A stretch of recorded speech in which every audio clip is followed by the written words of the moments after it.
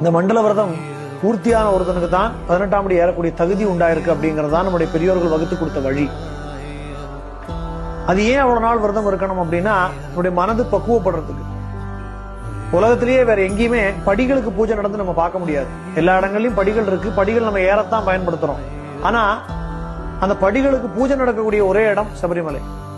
இந்த படி பூஜையோட தத்துவமே நம்ம பார்த்தோம் அப்படின்னா சபரிமலையை சுற்றி இருக்கக்கூடிய 18 மலைகளுடைய அதிஷ்டான தேவதைகள் 18 பேரும் இந்த சன்னிதானத்துக்கு காவலா 18 தேவதைகளா அங்க குடியிருக்கிறதாகவும் அந்த 18 தேவதைகளுக்கு விசேஷமான பூஜைகள் நடத்துறதாகவும் தான் படி பூஜையோட தாற்பயத்தை நம்ம பார்க்கிறோம். இந்த தத்துவம் வேற எங்கேயும் நம்ம காண முடியாத ஒரு விசேஷமான ஒரு தத்துவம். அப்போ பூஜைக்குரிய பொருட்கள் மேல நம்ம காலை வச்சு ஏறதுக்கு நமக்கு தகுதி கிடையாது. சாதாரணமா வீட்டுல உள்ள பூஜை பொருட்கள் எதிராக நம்ம கால் பட்டா கூட நம்ம தொட்டு கண்ணில் ஒத்திக்கிறோம், தெரியாம கால் பட்டுடுதே அப்படின்னு. ஆனா இங்க பூஜைகள் நடத்தப்படக்கூடிய அந்த 18ஆம் படி மேல நம்ம காலை வச்சு ஏறுறோமே, அதுக்கு நம்மளை தகுதிப்படுத்திக்கிறதுக்கு உண்டான ஒரு விஷயம் தான் இந்த விரதம். அந்த விரதம் பூர்த்தி ஆகும் போதுதான் அந்த 18ஆம் படியை ஏறக்கூடிய தகுதி நமக்கு ஏற்படுறது. இது கொஞ்சம் நம்ம ஆழ்ந்து யோசிக்க வேண்டிய விஷயம். அதனாலதான் இந்த 41 நாள் விரதம் இல்லாமல் 3 நாள் 4 நாள் விரதம் இருந்து ஏறக்கூடியவர்களுக்கு பூர்ணமான பலன் கிடைக்காம போறது. சபரிமலை யாத்திரையில